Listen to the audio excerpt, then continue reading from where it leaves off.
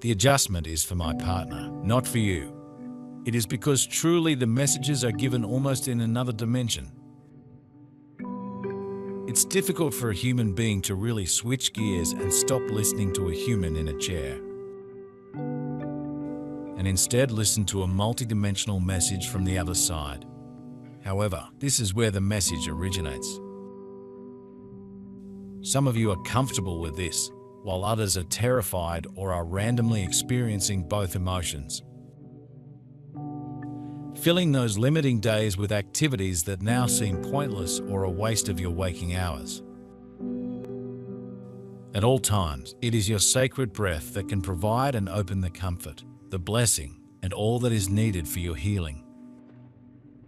When you are able to feel your sacred breath moving through your heart and through all of your body, much can flow and open.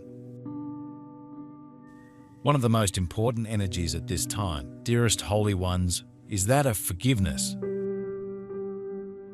The message for today is a little different than before.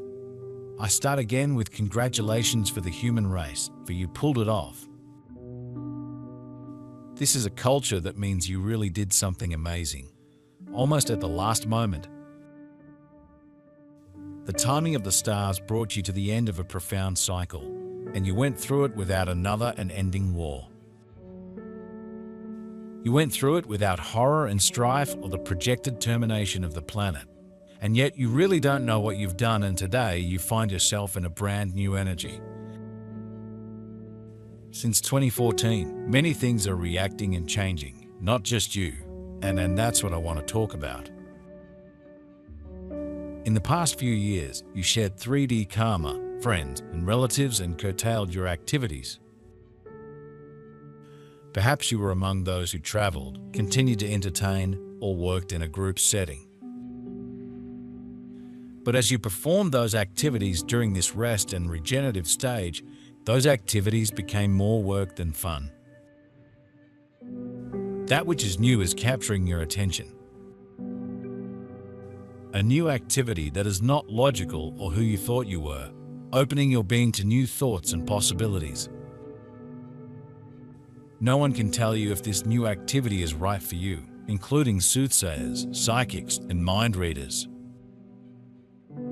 Similar to someone with an elementary school education attempting to inform a scientist about the technical aspects of their position. Unless the psychic is on the exact path as you, which is no longer possible, they will not understand the nuances necessary for you to make your decision. You must follow your inner messages, which will initially waver. Your sacred breath can allow for the softening and the opening to move through even those parts of yourself or your consciousness that you may have rejected or judged or not accepted.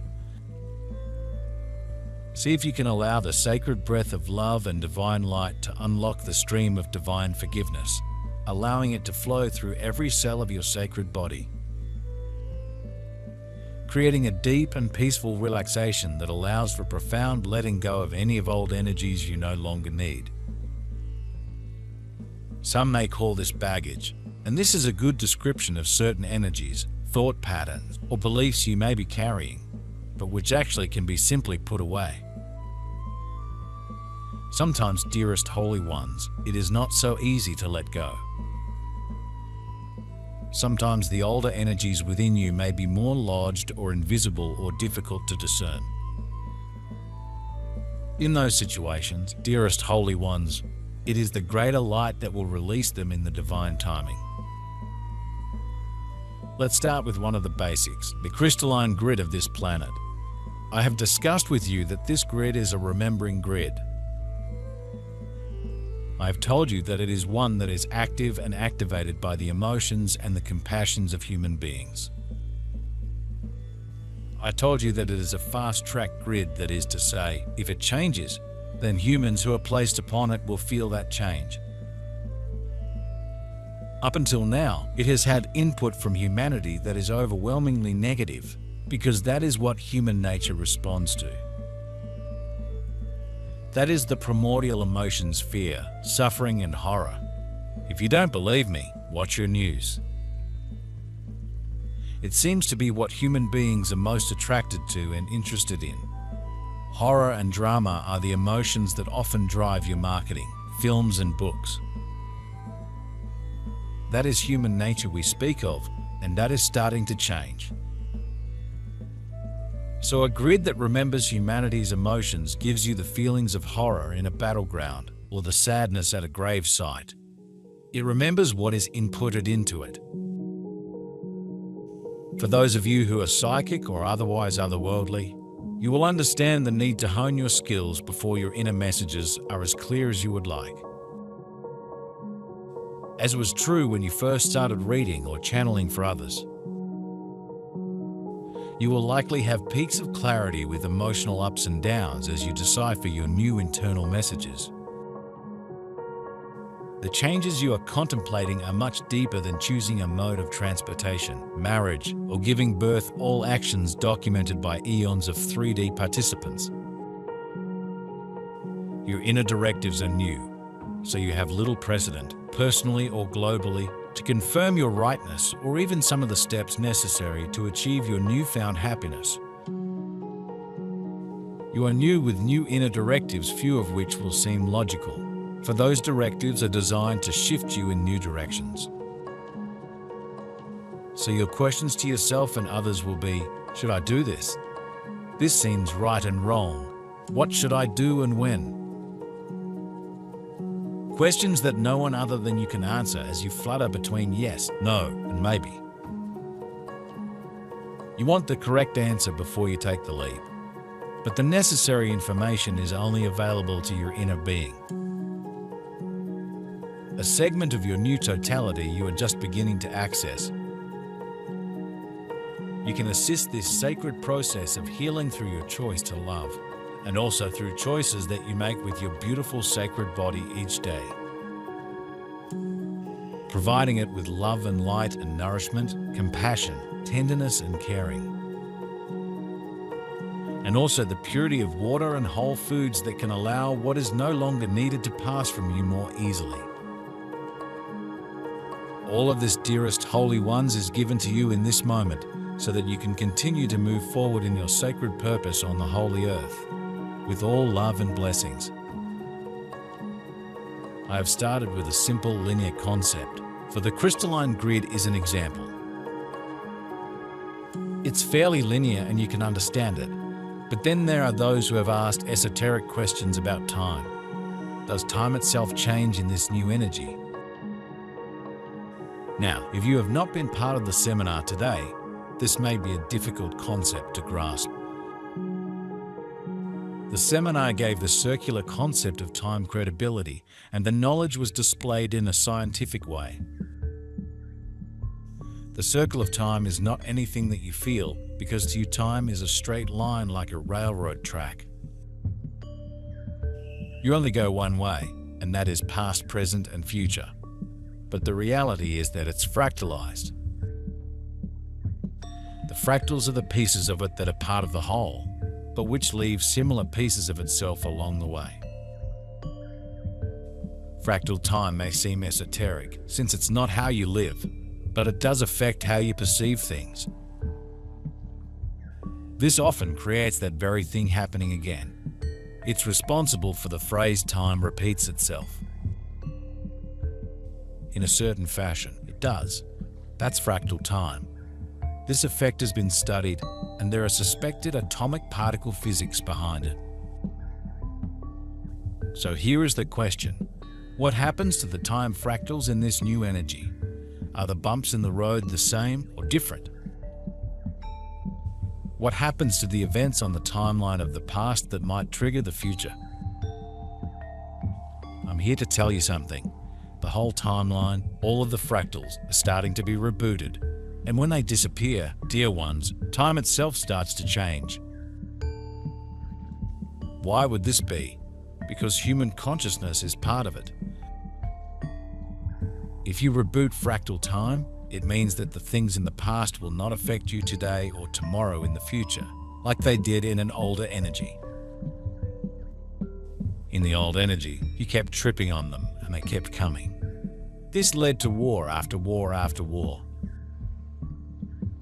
Then humanity would rest for a while and do it again. It happened because this was expected. This was human nature. Knowing you are the only being with the information necessary to help you decide what to do likely feels overwhelming at times. For you are not used to declaring independence from social norms. Should you wait until this or that happens? Should someone who knows you better than your 3D self make the decision for you? What if you are reading yourself wrong and you move in a direction that seems counterintuitive but feels right?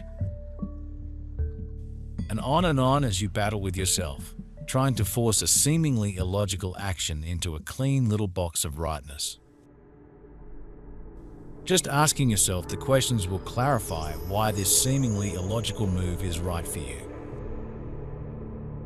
For this shift, this move is most likely the skeleton of your new being. In essence, you are creating the framework of your new being despite the illogic of doing so as you learn how to listen to your inner being. You will ask yourself repeatedly why this action seems right for you and why it is presenting itself now.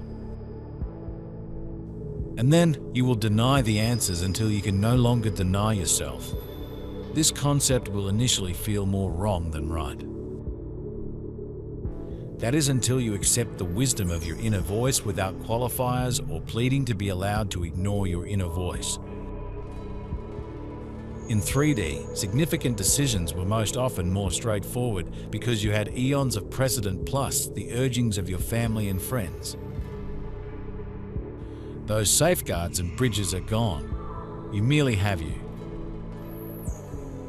Time is time no matter what happens. The process of the fractals is also the same and has been for eons. I'm telling you that it's being changed. Why? The catalyst, consciousness of the new human. The volatile effect of the bumps in the road the past. So let's go one step further. If the fractals are changed, would that affect the reaction of humans about the past? And the answer is, oh yes, read that again. Suddenly this may very well be the beginning of an entirely new reaction to history. Seed planting of peace between former enemies is at hand, because the past will not have the effect it used to. But the ones who will feel this the most are the young, for they never actually experienced the history. They are only reacting to it and what they have been told about it.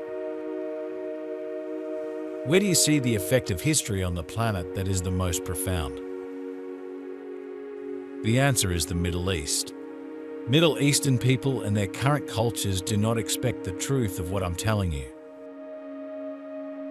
I was in a large theatre with my partner, sitting alone on a stage. The light was focused on him in a chair, with folks expecting to hear a message from Kriam. Hopefully it would be about their land, but they never know what Kriam is going to say. Then I told them. I told them that they were being tasked or chosen to bring peace to their region first, and second to thereby create the beginnings of peace on Earth. They were tasked to create this because they were the only ones who could do it. The solution to the situation simply would not come from the outside. It would not come from the West, but rather only from them.